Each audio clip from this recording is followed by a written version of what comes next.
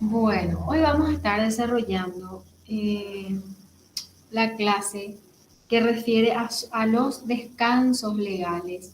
La semana pasada estábamos hablando, para hacer un poco de retroalimentación, estábamos hablando sobre las duraciones máximas de la jornada y decíamos, dependiendo de la modalidad, por ejemplo, si es un horario diurno, la jornada máxima de trabajo es de 8 horas diarias y 48 horas semanales, ¿se acuerdan? Si hablamos de un horario nocturno, es de 7 horas diarias o 42 horas semanales. Si hablamos de un horario mixto, que ya comprende las dos modalidades, hablamos de 6 horas y media diarias y 7 horas y media semanales diarias o 45 horas semanales. Entonces, y también si hablamos de trabajos insalubres o de trabajos peligrosos, la carga era de 6 horas diarias, nada más para esta modalidad de trabajo. También decíamos que el horario diurno empezaba a las 6 de la mañana y terminaba a las 20 horas, y el trabajo nocturno inicia a las 20 horas y termina a las 6 de la mañana. La jornada mixta es cuando se mezclan estos dos horarios. Supongamos que la jornada empieza a las 14 horas y termina a la medianoche. También hablábamos de que el trabajo insalubre o el trabajo peligroso no lo pueden realizar los adolescentes, por supuesto los menores de edad mucho menos, los niños quiero decir, y también las mujeres embarazadas, por ejemplo, están exceptuadas de realizar esta labor. Cuando hablamos de un trabajo nocturno, tiene que tener una autorización del Ministerio de Trabajo, Empleo y Seguridad Social. La empresa tiene que demostrar que necesita un trabajo continuo, que necesita un trabajo nocturno. Y cuando hablamos de trabajos insalubres o peligrosos o que afecten a la salud, tiene que contar con una autorización o con una resolución del Ministerio de Salud Pública y Bienestar Social, que ambos son los órganos competentes para autorizar este tipo de trabajo, porque hablamos de modalidades especiales que no son las comunes, ¿sí? Eso es haciendo un poco de retroalimentación en relación a la clase pasada. Hablábamos también que dentro de cada jornada, en el medio tiene que haber un descanso por lo menos de media hora, ¿sí? Y hablando justamente de eso, vamos ya a entrar en lo que es la lección de hoy, que hablamos todo lo relacionado a lo que son los descansos legales. Voy a proyectar un ratito el material. Lo mismo les reitero, el material que yo les comparto a ustedes se encuentra disponible en la plataforma de la facultad también para que ustedes puedan utilizar y ya ir leyendo o ir estudiando. Igual el mismo contenido que se desarrolla es lo que está establecido en el Código Laboral, así que no se preocupen sobre eso. Les reitero también, el programa ya está disponible en la plataforma. No se olviden de registrar su asistencia todos los lunes y martes. La asistencia pueden registrarla hasta las 21:20. Fuera de eso ya no pueden. Hasta ahora hay una tarea pendiente, pero ya mañana les voy a dejar otra tarea. Bien. Hablamos un poco de lo que es los descansos legales. Un ratito.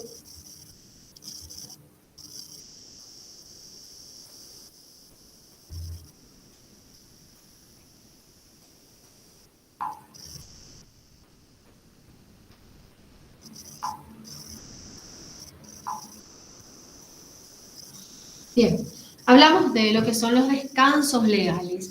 ¿Y qué son los descansos legales? Antes que nada, es importante saber que los descansos son obligatorios, no solamente para la patronal que tiene que conceder, sino que también es obligatorio para el trabajador. Y esta obligatoriedad del descanso tiene un fundamento de naturaleza biológica, económica y social, que ya hablábamos inclusive en la semana pasada, y decíamos que ese descanso es necesario para toda persona que desarrolla una actividad productiva, sea física o mental. Y este descanso, ¿para qué sirve? Sirve para combatir lo que es la fatiga, para facilitar el rendimiento y constituye lo que es una expresión de respeto a la persona del trabajador al propiciarle condiciones humanas de trabajo, es decir, un aspecto social de que el trabajador tiene derecho a ese descanso. Y cuando hablamos de eso, comprendemos lo que son las modalidades del descanso que se encuentran legisladas en el Código Laboral y todo lo que hace a los descansos legales lo encontramos a partir del artículo 212 del Código Laboral. Y justamente el artículo 212 habla sobre lo que es el descanso y los que tienen el código abran ya en esa parte porque vamos a estar leyendo. Y dice, después de la terminación del tiempo de trabajo diario, sea nocturno, diurno o mixto, se concederá a los trabajadores un periodo de descanso ininterrumpido de 10 horas por lo menos, que es el primer tipo de descanso que nosotros tenemos, que justamente dice ahí lo que ven en pantalla, modalidades legisladas, y una de ellas son las pausas durante cada jornada. Entonces, cuando hablamos de pausas durante cada jornada, es ese descanso que nosotros tenemos al terminar cada jornada laboral.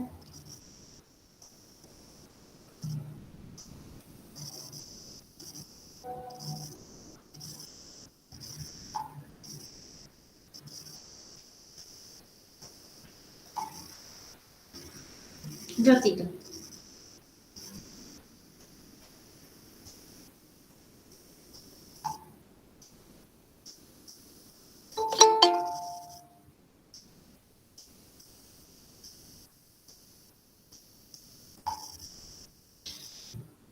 Bien, también tenemos lo que son los descansos después de la terminación del tiempo de trabajo diario, que es lo mismo que estamos hablando. Disculpen, cuando hablamos de pausas durante cada jornada, es la que leíamos ya en la clase pasada, que está en el artículo 200, que decimos en una jornada tiene que haber por lo menos a la mitad un descanso de media hora. Después tenemos el descanso que se da al terminar la jornada de trabajo, que está establecido en el artículo 212 y justamente dice, tiene que haber un descanso cuanto menos de 10 horas, de seguido, por lo menos, que normalmente es el horario de sueño y el horario de ocio para compartir con la familia, etc. También tenemos lo que es el descanso semanal, que normalmente se da en el domingo u otro día distinto laborable dentro de la semana, pero sí tiene que haber un día de descanso. También están los descansos que se dan de manera excepcional, que son en los feriados civiles y también religiosos. Y por supuesto tenemos lo que son las vacaciones anuales remuneradas, que es el punto más importante. Y entrando un poco ya en el desarrollo de la clase, cuando hablamos del descanso durante cada jornada, como ya dijimos la vez pasada, cada jornada se debe distribuir en 2 secciones con un descanso y descanso intermedio de acuerdo a las naturalezas del trabajador y que no va a ser inferior a media hora. Y por supuesto, este descanso no se computa como jornada de trabajo y eso lo encontramos, como ya les dije, en el artículo 200 del Código Laboral. También los trabajadores excluidos de la limitación de la jornada de 8 horas, con posibilidad de trabajar hasta 12 horas, tienen un descanso que sí es pagado, que es de 1 hora y media. ¿Quiénes, por ejemplo, son los que tienen la posibilidad de trabajar 12 horas y son los guardias de seguridad? Entonces, a los guardias de seguridad se les paga por 12 horas, pero dentro de toda esa jornada puede descansar 1 hora y media y esa 1 hora y media puede ir fraccionando de acuerdo a al acuerdo al que lleguen con la empresa. El descanso también concedido a los trabajadores durante la jornada no puede ser inferior a lo que está señalado por la ley. ¿Cuál es el inferior por la ley? El de media hora como mínimo. ¿Y para qué se da este descanso? Este descanso se da para lo que es alimentarse o para reposar nomás de por sí. Yo les daba a ustedes el ejemplo de la clase pasada, creo que les daba el ejemplo de lo que es en el Chaco. Ellos allá, como hay una alta influencia de trabajadores indígenas y ellos tienen costumbres muy arraigadas. Ellos, por ejemplo, tienen un descanso de media hora para el tereré a la mañana, que se da a las 9 hasta las 9:30. Y después tienen el descanso para el almuerzo. Pero convengamos sí que ellos su jornada laboral empieza muy temprano, entonces tienen luego de por sí otra modalidad laboral. Pero les doy nomás ese ejemplo para que ustedes puedan tener presente. Y bueno, después tenemos lo que es el descanso a la terminación del tiempo, que ya les leía yo, que están en el artículo 212, justamente que una vez que termina la jornada de trabajo, se concede a todos los trabajadores un periodo de descanso que no va a ser inferior a 10 horas de manera ininterrumpida. Este descanso entre el fin de una jornada de trabajo y este descanso se da entre el término de una jornada y antes del inicio de la siguiente jornada y permite ¿qué cosa? Permite al trabajador recomponer las energías y estar prestos para el día siguiente poder trabajar y brindar el servicio para el cual fue contratado. Porque si está trabajando diariamente sin ningún descanso, como mínimo de 10 horas, hablamos de que el trabajador no va a tener un buen rendimiento en su lugar de trabajo y no va a ser el rendimiento esperado por parte de la patronal. Por eso decimos que este descanso es una obligación tanto para la patronal como para el trabajador. Por otro lado, también tenemos lo que es el descanso semanal, ¿sí? Este descanso semanal es también obligatorio y está consagrado en el artículo 214, pero les voy a leer un poquito lo que dice el 213. Todo trabajador tiene derecho a un día de descanso semanal que normalmente será domingo. Excepcionalmente puede estipularse un periodo íntegro de 24 horas consecutivas de descanso en un día distinto, diferente al domingo, y establece las condiciones en que eso se puede dar, pero justamente la norma dice preferentemente va a ser domingo. Pero si no es domingo, de repente hay empresas que tienen mayor índice de trabajo sábado y domingo, entonces el lunes cierran y el lunes les conceden ese permiso, ¿sí? Y también el 214 justamente dice, perdón, el 213 es ese. Por lo tanto, el trabajador tiene un reposo de manera continuada, que es de 24 horas, cuanto menos, después de haber trabajado 6 días. Entonces, este descanso de 24 horas ininterrumpidas permite también al trabajador restaurar todas las energías gastadas en una semana de labor y satisfacer todos sus asuntos, sea de orden espiritual y por supuesto de orden familiar. Por eso es que se establece el día domingo para poder compartir un poco con la familia. Y nosotros, ustedes saben que todo lo que es Latinoamérica e incluso Paraguay tiene mucha injerencia religiosa, especialmente católica. Es por eso que establece ese punto de que el descanso va a ser el domingo, porque también por una cuestión de la Iglesia Católica el domingo también es día de descanso y como dice ahí es un descanso espiritual. ¿Qué pasa cuando se concede un día distinto al domingo? El artículo 213 también establece que por razones de interés social o de orden técnico, cuando en ciertas industrias no es posible interrumpir el trabajo los días domingos porque son empresas que tienen que producir muchísimo. Hay empresas que producen 24 horas al día, 7 días a la semana, o hay empresas que cuando tienen mayor producción es sábado y domingo, o viernes, sábado y domingo, y los primeros días de la semana como que tienen menor actividad laboral, entonces es su día de descanso. Y justamente habla la norma de que sí se puede estipular un periodo de 24 horas en días distintos al domingo, es decir, en días laborales, entonces eso ya va a quedar a criterio de las partes. A ver, y justamente la norma habla de este punto, que las tareas que pueden ser realizadas el día domingo permiten igualmente el descanso semanal y dice, los trabajos que no son susceptibles de una interrupción por las necesidades que se satisfacen, por motivos de carácter técnico o razones que determinen graves perjuicios al interés público o a la misma empresa. Las labores de reparación o limpieza de maquinarias, instalaciones o locales industriales o comerciales. Hay, por ejemplo, empresas que justamente para no interrumpir la labor o la atención al público de lunes a sábado, como dice ahí, la reparación, la limpieza de maquinarias, todo se realiza el día domingo. Y también cuando los trabajos eventualmente tengan una urgencia de realizarse o por inminencia de daños o accidentes o casos fortuitos, es que se permite que se trabaje ese día domingo. Pero para que se habilite el día domingo se tiene que dar una de estas tres condiciones establecidas en el artículo 213. Si no, los descansos deben de ser ese día domingo que ya estuvimos diciendo. También otra de las modalidades contractuales que tenemos es el descanso semanal en los establecimientos de trabajo continuo. Y justamente dice que la Dirección del Trabajo va a reglamentar este tipo de labores.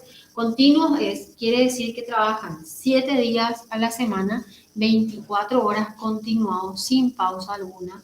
Por ejemplo, las empresas de construcción, ahora lo que se está haciendo en la Costanera, en Asunción, que yo veo que trabajan 24 horas al día, 7 días a la semana. Entonces, hablamos de una naturaleza continua e ininterrumpida.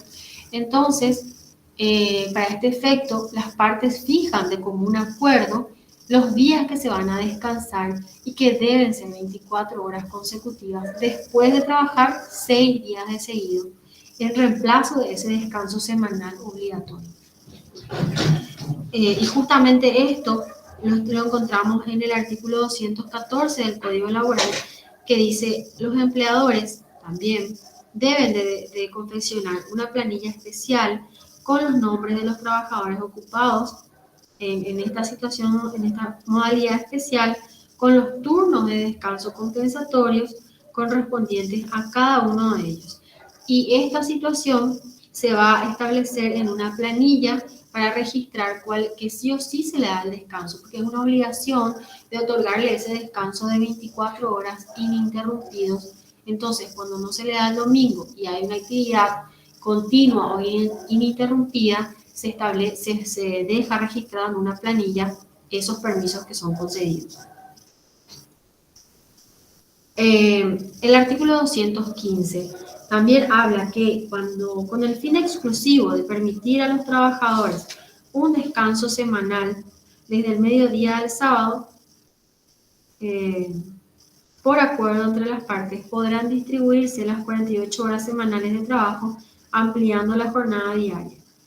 Y esta actividad no va a sustituir la jornada extraordinaria. ¿Qué quiere decir el 215? Que si la empresa ya va a liberar al trabajador el día sábado, esa jornada perdida del sábado se puede recuperar entre semana de lunes a viernes. Entonces, un trabajador puede prestar servicio más de 8 horas en un día, siempre y cuando a la sumatoria de todos esos días equivalgan a 48 horas semanales, justamente para liberar al trabajador de ir a trabajar el día sábado. Y el 215 permite esa modalidad. El 216 también dice que los trabajadores que requieran una labor continua serán reglamentados de modo que los trabajadores puedan disponer del número de días que este código considere como un descanso semanal. Se debe reglamentar, se debe registrar en una planilla. Y vamos a lo que son los descansos obligatorios en días feriados civiles o religiosos. Y se considera también como día de descanso obligatorio los feriados civiles y religiosos que son establecidos por autoridad competente. ¿Qué quiere decir esto? Ustedes suelen ver que cada año el Poder Ejecutivo saca un decreto donde dice cuáles son los feriados anuales y qué día va a ser considerado como un feriado. Entonces, en ese caso es que es obligatorio el descanso en los días feriados.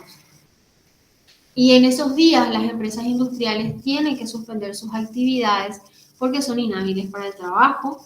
y de este modo pueden conmemorarse los acontecimientos, sean de orden histórico, político, laboral o religioso inclusive. Y algo muy importante que se destaca es que los mensualeros perciben el salario igual por esos días de descanso, pese a que esos días no se trabajan, pero son abonados igualmente. Y justamente el artículo 217 dice que serán también días de descanso obligatorio los feriados establecidos por la ley. Entonces, ¿dónde dice que es obligatorio? Lo dice en el artículo 217 del Código Laboral. Eso es por un lado, cuando hablamos de los descansos entre jornadas, acuérdense, media hora como mínimo en el medio de la jornada.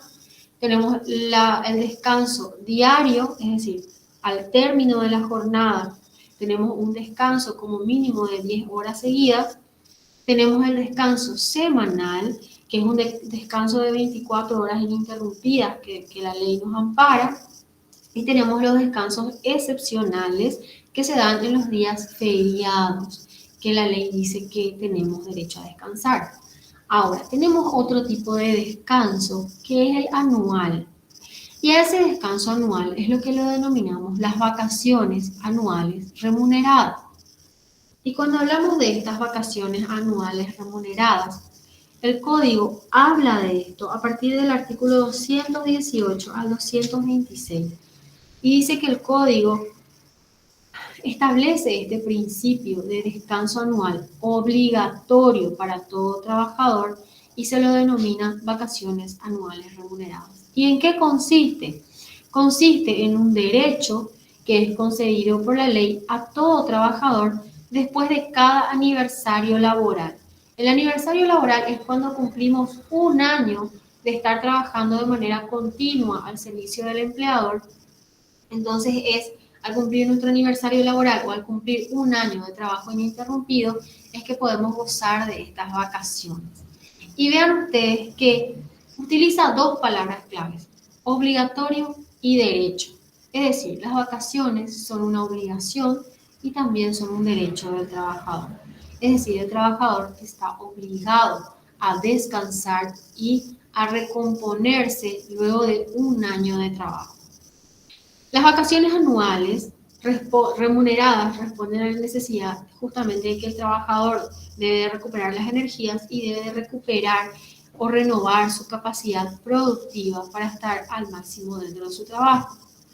Y para determinar esa duración de vacaciones se considera la antigüedad del trabajador en la empresa y se establece un máximo o se hace un cuadro de cómo se conceden las vacaciones al respecto.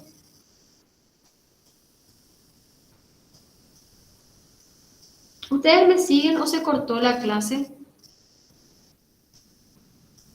Te Sí, seguimos, profe. seguimos, profe. Sí, profe, el mío nomás se cortó, ahora ya ingresé nuevamente. Ah, ya. Ah, bueno, cualquier cosa me avisan. Ahí les acepto a su compañero. Y seguimos. Bien, entonces, justamente el artículo 218 habla de que los trabajadores tienen derecho a las vacaciones remuneradas después de cada año de trabajo continuo al servicio del mismo empleador. Y ahí es cuando establece ese primer cuadro que dice, los trabajadores que tengan hasta 5 años de antigüedad le corresponden 12 días hábiles. De 5 a 10 años de antigüedad le corresponden 18 días hábiles y los trabajadores que tengan más de 10 años de antigüedad le corresponden 30 días hábiles corridos. ¿Qué quiere decir hábiles corridos? Es decir, se cuenta de manera sin interrumpir sábado y domingo, es decir, lunes, martes, miércoles, jueves, viernes, sábado, domingo, y sigue hasta completarse 12 días o completarse 18 días o completarse los 30 días. Y también, ¿por qué dice corridos o ininterrumpidos? Porque las vacaciones no pueden ser interrumpidas a causa de la patronal. el trabajador tiene derecho a usufructuar sus vacaciones sin interrupción alguna durante todos los días que le son concedidos. Entonces, por otro lado, es importante señalar también que la ley establece estos días mínimos de vacaciones, pero no por eso la patronal se va a limitar a eso. Si la patronal quiere conceder más días de vacaciones, puede hacerlo por medio del contrato colectivo. Más adelante vamos a dar que el contrato colectivo. Entonces puede dar más días de vacaciones, pero el Código Laboral lo que hace es establece lo mínimo que se le debe dar de vacaciones al trabajador. A ver. Y justamente dice, si el trabajador ingresó al establecimiento para prestar servicios, adquiere derecho a disfrutar de las vacaciones al cumplir un año de trabajo, que es ya lo que les dije, es decir, el aniversario laboral, que es concedida por el patrón dentro del plazo de goce. Y el plazo de goce es de 6 meses siguientes a la adquisición del derecho. Quiere decir que si mi aniversario laboral es en enero, yo tengo febrero, marzo, abril, mayo, junio y julio, tengo hasta julio para usufructuar mis vacaciones. ¿Y de dónde sacamos eso? El artículo 218 dice, todo trabajador tiene derecho a un periodo de vacaciones remuneradas. Después del año de trabajo continúa el servicio del mismo, cuya duración mínima será para trabajadores de hasta 5 años de antigüedad, 12 días hábiles corridos, para trabajadores con más de 5 años de antigüedad, hasta 10 años, de 18 días hábiles corridos, y para los trabajadores de más de 10 años de antigüedad, 30 días hábiles corridos. Las vacaciones comenzarán un día lunes o el siguiente día hábil, si aquel fuese feriado. El hecho de continuidad del trabajo se determina de acuerdo con lo establecido en el artículo 92 en el Código Laboral. Será absolutamente nula la cláusula de contrato que tienda a interrumpir la continuidad de los servicios prestados o por prestarse. Y también el 219 dice, en las labores que el trabajo no se efectúe con regularidad dentro del año, se considerará cumplida la condición de continuidad del servicio cuando el interesado haya trabajado durante un mínimo de 180 días. Entonces, supongamos que el trabajador no trabaja todos los días, es muy difícil que cumpla 12 meses ininterrumpidos. Entonces, la ley dice, si él trabaja en un periodo de un año, como mínimo 180 días, ya tiene derecho también a las vacaciones y a la modalidad que está establecida en el artículo 218 del Código Laboral. Por otro lado, también dice el salario que el trabajador deberá recibir con motivo de las vacaciones, y eso lo encontramos en el artículo 220 del Código Laboral, que justamente dice, para calcular el salario que el trabajador debe recibir con motivo de las vacaciones anuales, se tiene en cuenta el salario mínimo legal en la época de goce de las vacaciones o el salario que percibe el trabajador cuando es superior al salario mínimo, y debe abonarse con anticipado al iniciarse las vacaciones.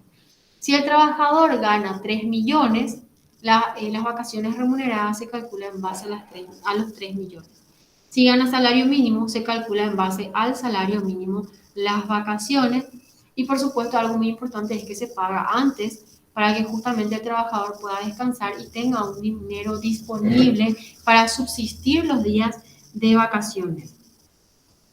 Asimismo, de manera exacta, lo encontramos en el artículo 220 y el artículo 221 habla también del derecho a las vacaciones proporcionales. A ver, el artículo 218 habla de las vacaciones cumplido el aniversario laboral y a eso se denomina vacaciones causadas. Es decir, se causa, tengo derecho a usar vacaciones, pero también surge la modalidad de la proporción de las vacaciones. ¿Y cuándo el trabajador tiene derecho a unas vacaciones proporcionales? Es decir, no a la totalidad, sino que a una parte nomás.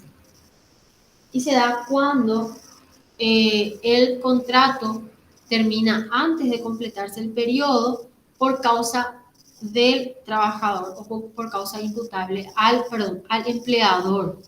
Por ejemplo, cuando hay un despido injustificado cuando hay un despido injustificado o el empleador da por terminada la relación laboral y es culpa del empleador, es que tiene derecho a una proporción de esas vacaciones. Y dice, tiene derecho el trabajador a que se le pague la parte proporcional de vacaciones en relación al tiempo trabajado. Y se obtiene el tiempo o días correspondientes aplicándose la regla de 3 simple. A ver, les hago fácil. Eh, ¿Alguien quiere leer el artículo 221 antes de explicar más esta parte? ¿Alguien que pueda leer? Te Sí, leo, profe, profe. leo. Por favor. Cuando el contrato de trabajo termine sin haberse hecho uso de las vacaciones ya causadas, este derecho se compensará en dinero en base al salario actual y el monto será doble cuando la compensación debe abonarse por despido ocurrido después del periodo de goce. Si el contrato termina antes del año por causa imputable, el trabajador tendrá derecho a que se le pague la parte proporcional por vacaciones en relación al tiempo trabajado. Hasta ahí sería 221 horas. Sí, muchísimas gracias. Básicamente es eso lo que les estaba diciendo. Cuando la patronal le despide al trabajador, el trabajador tiene derecho a también percibir vacaciones proporcionales. Le doy un ejemplo. ¿Qué quiere decir esto en nuestro idioma? Veíamos nosotros que el artículo 218 dice, el trabajador que tiene hasta 5 años de antigüedad le corresponde 12 días de vacaciones, ¿sí? Pero cuando al trabajador se le despide, por ejemplo, a mitad de año, o sea, tiene 6 meses de antigüedad no más, no cumplió todavía un año y no va a cumplir su aniversario laboral. Dice la norma, se le tiene que pagar esos 6 meses de antigüedad, o sea, esa proporción de vacaciones se le tiene que pagar por esos 6 meses de antigüedad. ¿Y cómo nosotros calculamos esos 6 meses de antigüedad? Agarramos nuestros 12 días, porque si tiene menos de 5 años de antigüedad, agarramos nuestros 12 días y dividimos 12. ¿Por qué dividimos 12? Porque el año tiene 12 meses.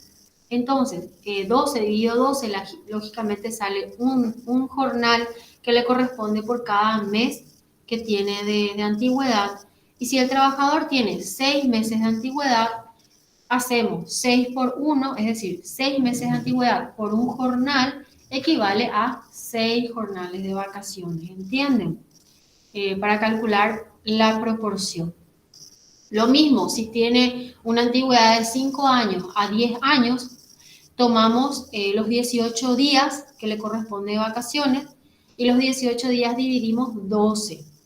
Nos va a salir un jornal y medio por cada mes de antigüedad. Y ese cada mes, un jornal y medio, multiplicamos por los meses que él estuvo trabajando. Y si hablamos de un trabajador que tiene más de 10 años de antigüedad y se le despide a mitad de camino, se toma los 30 días que le hubiesen correspondido por vacaciones y dividimos 12, va a salir 2 jornales y medio, y esos 2 jornales y medio multiplicamos por los meses que él estuvo trabajando para calcular cuánto le corresponde en esa proporción por el rubro de vacaciones proporcionales. Se refiere a eso, ¿sí? Yo sé que es un poco confuso, ya cuando ustedes estén litigando les va a ser más fácil comprender esta parte. Pero lo que quiero que les quede fijo es que las vacaciones causadas, quiero que distingan, las vacaciones causadas es cuando se cumple el aniversario laboral, es decir, un año ininterrumpido. Y la vacación proporcional es cuando se le despide al trabajador de manera injustificada y antes del aniversario laboral y al trabajador le corresponde la proporción, o sea, le corresponde la proporción de vacaciones por los meses que estuvo trabajando. Y nosotros agarramos nuestra tabla que está en el artículo 218 y siempre dividimos 12. Les reitero, ¿por qué? Porque hay 12 meses en el año y nosotros tenemos que saber cuál es la proporción y cuántos jornales se le tiene que pagar en el rubro de vacaciones proporcionales. ¿Estamos bien? Eh, por otro lado también, ¿qué pasa cuando hay vacaciones causadas que no se usufructuaron? Es decir, el contrato termina sin que el trabajador hubiese hecho uso de sus vacaciones. Entonces la ley, el artículo 222 dice que se le tiene que pagar al trabajador en dinero en base al salario actual y el monto va a ser doble cuando el despido ocurre después del periodo de goce. ¿Qué quiere decir eso? El trabajador tenía derecho a vacaciones, la patronal no le dio, encima le despidió después. Entonces, si al trabajador le correspondía 12 días de vacaciones, le tiene que pagar por 24 días de vacaciones. Lo mismo sucede si le hubiese correspondido 18, le va a tocar 36 días de vacaciones, o si le correspondía 30 días de vacaciones, le tiene que pagar 60 días de vacaciones, es decir, le paga el doble cuando le despide sin que haya usufructuado las vacaciones. Y justamente, alguien que quiera leer el 222,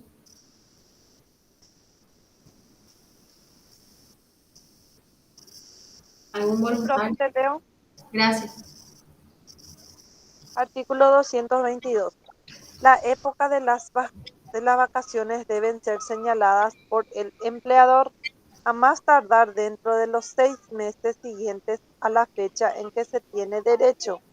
Las vacaciones y ella deben ser concedidas oficiosamente o a petición del trabajador sin perjudicar el servicio de la efectividad del descanso para lo cual podrá establecer turnos si no prefiriese, si no prefiriese cerrar el establecimiento. El empleador dará a conocer por escrito el trabajador con 15 días de anticipación a la fecha en que se concede las vacaciones.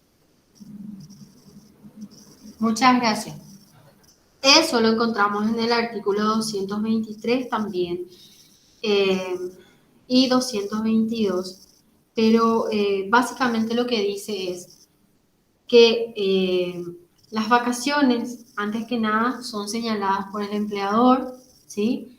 A más tardar dentro de los 6 meses, quiere decir que, como ya les dije, si mi aniversario laboral es en enero, el empleador tiene febrero, marzo, abril, mayo, junio y julio, hasta julio para darme las vacaciones, y si no lo hace, después de que nace ese derecho, el empleador tiene que abonar el doble al trabajador, es decir, nuevamente le tiene que pagar por dos. También el empleador debe dar a conocer por escrito al trabajador con 15 días de anticipación la fecha en que le va a conceder las vacaciones.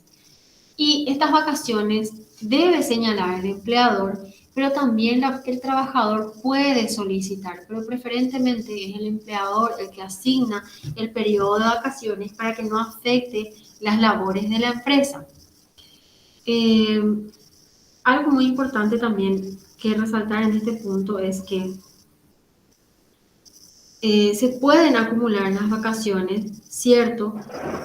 Pero tiene que ser a pedido del trabajador siempre y cuando no perjudique los intereses de la empresa. Y eso dice el artículo 223. Perdón, 224. Las vacaciones no son acumulables, sin embargo, a petición del trabajador, podrán acumularse por 2 años siempre que no perjudique los intereses de la empresa. Quiere decir que si el trabajador solicita que se acumulen las vacaciones, la patronal puede denegar ese permiso. ¿Por qué? Porque el 224 dice que las vacaciones no son acumulables, o sea que puede denegar ese permiso. Por otro lado, también cuando yo les hablaba de las vacaciones causadas no usufructuadas, encontramos eso en el artículo 223 del Código Laboral, que habla justamente de que cuando las vacaciones son otorgadas después del plazo de goce, se le debe pagar al trabajador el doble sin perjuicio del descanso, es decir, yo voy a igual a descansar mis 12 días de vacaciones, pero la patronal me tiene que pagar 24 días. Si es que me dan después de los 6 meses que establece el artículo 222, ¿sí? Bien, también habla de si las vacaciones se pueden interrumpir o no. Y el Código Laboral habla de que las vacaciones se pueden interrumpir, pero solamente si hay una necesidad urgente del empleador. Si no hay una necesidad urgente del empleador, no se puede interrumpir las vacaciones, porque acuérdense que es un derecho del trabajador el de poder descansar todos esos días de manera continua e ininterrumpida. Y justamente el artículo 225 dice, los trabajadores deben gozar sin interrupción de un periodo de vacaciones, pero debido a urgente necesidad del empleador se podrá requerir a aquellos la reintegración al trabajo, pero ante una cuestión urgente nomás, porque las vacaciones no se pueden interrumpir. Y dice, en este caso, el trabajador no pierde derecho a reanudar sus vacaciones, pero si el trabajador vuelve, porque hay una cuestión urgente, la patronal le tiene que pagar y le tiene que cubrir los gastos por haber interrumpido sus vacaciones. Algo muy importante también para resaltar es que habiendo dispuesto el patrón la suspensión del goce de vacaciones, el trabajador no pierde su derecho a reanudarlos. Los gastos serán por cuenta del empleador, que es lo que les acabo de leer y que figura en el artículo 225. También, acuérdense, yo les decía, las vacaciones son una obligación. Por lo tanto, durante ese periodo de vacaciones, el trabajador no puede realizar trabajos por cuenta ajena porque tiene que descansar, y esa prohibición está destinada a hacer cumplir las funciones o los fundamentos del descanso humano. El trabajador tiene que descansar, tiene que recomponer el cuerpo, la mente, por lo tanto no puede realizar. Hubieron casos, les comento, hubieron casos donde la patronal se enteró que el trabajador en periodo de vacaciones prestaba servicio y la empresa le despidió al trabajador de manera justificada por no cumplir esa obligación de descansar. Entonces, fíjense hasta qué punto las vacaciones son obligatorias para el trabajador. Y por último, hablamos de esa penalización por no conceder las vacaciones dentro del periodo. ¿Qué pasa? Y ya les estaba yo diciendo hace rato, ¿qué pasa si las vacaciones son otorgadas después del plazo de goce, que es de 6 meses? Eso lo encontrábamos en el artículo 223 del Código Laboral y justamente obliga al empleador a pagar al trabajador el doble de lo que le hubiese correspondido sin perjuicio del descanso. Quiere decir que igual voy a salir de vacaciones, pero en vez de pagarme 12 días, me tienen que pagar 24 días. O si tengo una antigüedad de 5 años a 10 años, en vez de que me paguen 18 días de vacaciones, me van a pagar 36 días de vacaciones. Y voy a salir igual de vacaciones mis 18 días. O si tengo más de 10 años de antigüedad, me tienen que pagar mis 30 días de vacaciones, perdón, salgo 30 días de vacaciones, pero me pagan 60 días de vacaciones. Me tienen que pagar, esa sería una especie de sanción al empleador por no otorgar las vacaciones dentro del periodo establecido. ¿Por qué? Porque es un derecho del trabajador y no se le puede negar las vacaciones. Por último, el artículo 226 dice que cada empleador tiene que inscribir en un registro la fecha en que entran a prestar servicio sus trabajadores, justamente para saber cuándo es el aniversario laboral, las fechas en que cada uno toma las vacaciones anuales también, la duración de las vacaciones y la remuneración por las vacaciones. Y si no lo hace el empleador, se va a presumir que las vacaciones no fueron otorgadas. Entonces, el empleador está obligado a registrar ¿qué cosa, gente? Está obligado a registrar cuándo el trabajador inicia la relación laboral, cuándo le da vacaciones, cuántos días le dio de vacaciones, cuánto le pagó por vacaciones y todo eso tiene que registrar. Si no lo registra, no hay documentos sobre eso, se presume que jamás le otorgaron las vacaciones al trabajador, entonces la empresa o la patronal se expone a que tenga que pagar el doble en concepto de vacaciones. ¿Está bien hasta aquí? No sé si tienen dudas al respecto. Ninguna, profe, de mi parte, muy claro. Excelente, profe. Bueno, lo bueno del derecho laboral, o sea, por lo menos lo bueno de nuestras lecciones es que son bastante cortitas, porque les comento, derecho procesal laboral, por ejemplo, sí lleva más horas de desarrollo en clase. Entonces, eso es lo que vamos a desarrollar el día de hoy, que es la lección que hace los descansos legales. Acuérdense que nosotros tenemos 5 tipos de descanso. El descanso entre jornada, les vuelvo a repetir para que se recuerden, que es mínimo media hora durante la jornada. Tenemos el descanso diario, que tiene que ser mínimo 10 horas ininterrumpidas por día. Tenemos el descanso semanal, que tiene que ser 24 horas ininterrumpidas, preferentemente domingo. Tenemos el descanso excepcional, que son los feriados. Y tenemos lo que son los descansos anuales, que se denominan vacaciones anuales remuneradas, que quiere decir que se le paga al trabajador por descansar, y estas vacaciones son una obligación y un derecho para el trabajador. El trabajador tiene que descansar y las vacaciones anuales depende otra vez de la antigüedad. Hasta 5 años de antigüedad le corresponden 12 días de vacaciones, de 5 a 10 años de antigüedad le corresponden 18 días de vacaciones, y si tiene más de 10 años de antigüedad le corresponden 30 días de vacaciones. Y también de estas vacaciones anuales hay un periodo de goce, se le llama periodo de goce. Quiere decir que el trabajador tiene, desde que cumple su aniversario laboral, tiene 6 meses para usufructuar sus vacaciones. ¿Y qué pasa si pasan los 6 meses y no usa sus vacaciones? La patronal le tiene que pagar el doble, pero igual el trabajador tiene derecho a sus vacaciones, ¿sí? Y cuando hablamos de vacaciones, estas se dividen en dos: las vacaciones causadas y las vacaciones proporcionales.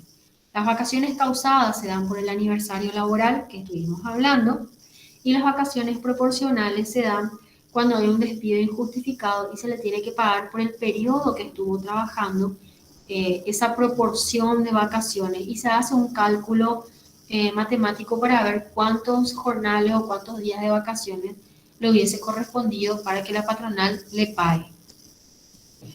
Bien, no sé si tienen dudas hasta aquí. ¿Estamos bien? Sí, profe, yo quería hacerte una consulta. Dale, sí. Supongamos que nunca la empresa le dio vacaciones al personal. ¿Cómo sería el tema cuando se ocurre el despido? Supongamos que trabajó ya 5 o 10 años. ¿Cómo sería el tema? Bueno, nosotros en las últimas lecciones vamos a dar un instituto que se llama prescripción. Es decir, ahí va lo que va relacionado a tu pregunta. Supongamos que tiene 10 años de antigüedad y nunca le dieron vacaciones, o sea, le adeudan 10 años de vacaciones, ¿sí?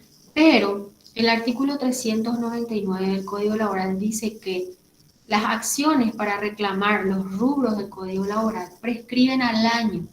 Es decir, que el trabajador tiene derecho de reclamar por ese último año de vacaciones nomás.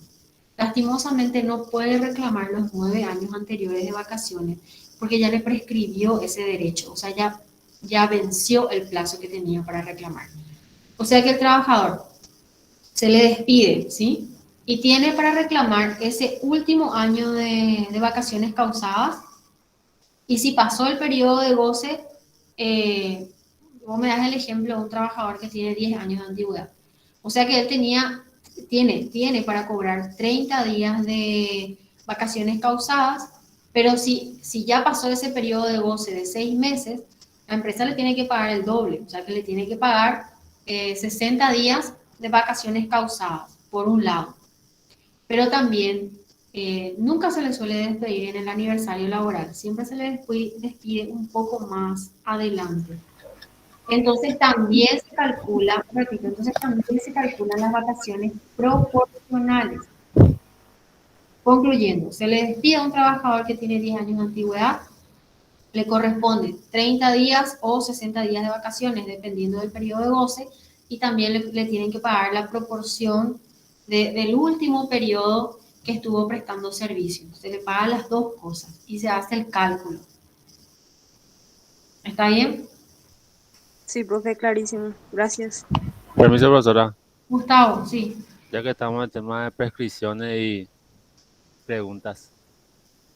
Si una persona trabajó en un banco de plaza, se le despidió, se le engañó, le dijeron que le iban a dar recomendaciones, pasaron los años, nunca le dieron recomendaciones. Mi pregunta es, ¿cómo quedan los descuentos por jubilaciones que le hicieron? Jubilaciones bancarias. Eso ya queda en... eso ya queda... Pero vos me decís por los aportes, ¿verdad? Si eso también prescribe o caduca o vence, eso quería saber. Si es que no se le hicieron los descuentos, vos me decís, ¿verdad? Se le hicieron los descuentos en la caja de jubilaciones bancarias. Y Lo esa que pasa, persona hace 6 años ya no trabaja más ahí. lo que pasa es que para la jubilación, esos descuentos más adelante se puede sumar con la caja de IPS también por ahí si trabaja en otro lugar, para acceder a una jubilación a futuro. O sea No que sé. entiendo que seguiría todavía latente esa jubilación. Sí, a ver, ustedes saben que hay varias cajas de jubilación o varias cajas de aporte. Una de ellas es, como dice Gustavo, la caja bancaria. Tenemos la caja de Seguro Social, que es la IPS. Los que son funcionarios tienen la caja del Ministerio de Hacienda y hay otras cajas más privadas. Lo cierto es que cuando uno puede trabajar en IPS, uno puede aportar para IPS, uno puede aportar más adelante para la caja bancaria, después podemos aportar para la caja del Ministerio de Hacienda, en todos lados. Pasa que después, cuando nosotros ya tenemos la edad y tenemos mucho aporte, podemos juntar todas las cajas para que se nos haga una sola jubilación y acceder a la jubilación. Entonces, si yo estuve aportando en la caja bancaria, no me va a afectar porque eso yo más adelante puedo utilizar para sumar con las otras cajas para acceder a una jubilación. Pero si yo no quiero que mi aporte se quede ahí, puedo retirar ese aporte. Nada más que caja bancaria no sé cuánto tiempo se puede solicitar el retiro. En la caja del Ministerio de Hacienda yo sé que se puede hacer el retiro de aportes una vez presentada la renuncia, pero la caja del Seguro Social, que es la de IPS, por ejemplo, no permite el retiro de aportes. No sé si respondí tu pregunta, Gustavo, o si iba dirigido a eso. La verdad que me quedó algo de duda, pero por ahí estamos. No, porque no entendí bien también tu pregunta. Sí, el tema es que esa persona quiere saber también si en la caja de jubilaciones bancaria se puede ir a acercar y si sigue todavía su plata ahí. Sí, Si puede sigue. retirar o puede mudar en otra cuenta o algo así. Su dinero, su aporte en la caja bancaria sigue. Eso nunca, nadie le puede tocar. Si él puede retirar, no sabría decirte cuánto tiempo tiene en la caja bancaria para retirar. Yo tengo entendido que sí puede retirar el dinero de la caja bancaria. Pero si él no retira el dinero de la caja bancaria, a futuro, más adelante, ese aporte puede sumar con otros aportes si hacen IPS o en Hacienda, por ejemplo, para su jubilación. Puede hacer. ¿Está Ya. bien, Profe, una Sí, gracias. consulta. Cristina? Profe, si una persona estuvo aportando más de 12 años a IPS y después trabajó en otra empresa que no le dieron más IPS, ¿cómo queda ese caso? ¿Se puede tramitar para la jubilación y ahora está en una empresa que le está dando IPS? ¿Se puede juntar los años anteriores con lo que ahora está haciendo? Sí. Lo bueno de IPS es Por un lado, IPS no te permite retirar tus aportes, pero IPS te permite, o sea, todo lo que vos aportás a IPS durante toda tu vida, eso después a la larga se suma todito eso para que puedas acceder a la jubilación. Ahora, supongamos que 5 años aportó, después los siguientes 5 años no trabajó o no se aportó y después viene otro periodo otra vez de 5 años y vuelve a aportar. No importa que haya un periodo de no aporte, o sea, todo lo que vos alguna vez aportaste en tu vida, todito eso se suma. Y no importa, les aclaro, supongamos que la persona aportó hace 10 años y después estos últimos 10 años no trabajó más, ¿sí? Y justo ahora cumple la edad para solicitar su jubilación. Se puede ir a IPS después de 10 años de no aportar, se puede ir a IPS y puede gestionar su jubilación si es que tiene el aporte y tiene la edad.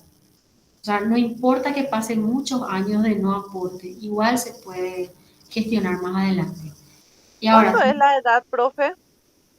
hijo, pues sabes, justo estaba ojeando eso para decirte, los que tienen el código laboral a mano, este código, o igual hay uno que tiene tapa verde, en la última parte amarilla está lo que es la ley de IPS, y ahí habla de eso, pero justamente mientras que vos me hablabas, estaba luego buscando para decirte,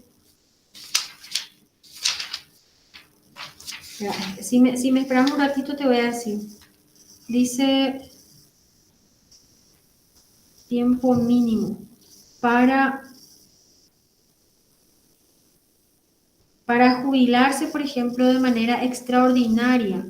Tiene que tener 61 años y 14 años de aporte como mínimo, 62 años de edad y 13 años de aporte como mínimo, 63 años y más, tiene que tener 12 años de aporte como mínimo. Eso está en el artículo 43 de la ley 427/73 que crea el IPS. Pero hay otra disposición que habla de eso, porque yo sé que a los 50 años creo que también ya se pueden jubilar, pero tiene que tener un periodo de aporte distinto. Eso ustedes pueden inclusive entrar en la página de IPS y les va a decir, o mañana yo les puedo decir con exactitud, para no decirles mal. Estoy mirando todo lo que hace a la parte de jubilaciones, van a encontrar, dice, también puede, bueno, hace sus cálculos matemáticos, no te quiero confundir, pero es a partir del artículo 28 de la ley que les dije recién, que habla de esa Voy a buscar, jubilación. profe. En este código, en la última parte vas a encontrar la Nosotros ley. tenemos el código, el verde.